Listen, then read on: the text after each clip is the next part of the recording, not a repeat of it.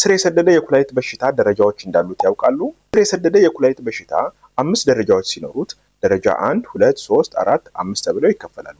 ደረጃ 1 ትንሽ የኩላሊት ጉዳት የሚያሳይ ሲሆን ኩላሊታችን ያለምንም ምልክት በአግባቡ ስራዋን ትሰራለች።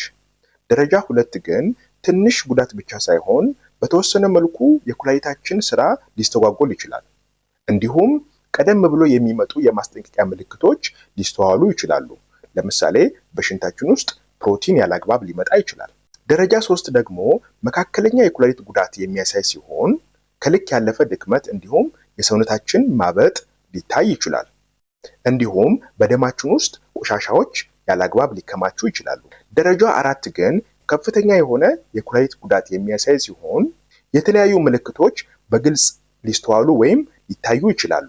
ለምሳሌ የሽንታችን መጠን ማነስ ወይም መቆም፣ ከፍተኛ የሆነ የሰውነታችን እብጠት፣ የቆዳ ማሳከክ እንዲሁም መገርጣት፣ ስራን የሚያስተጓጉል ከፍተኛ ድካም ሊስተዋል ይችላል።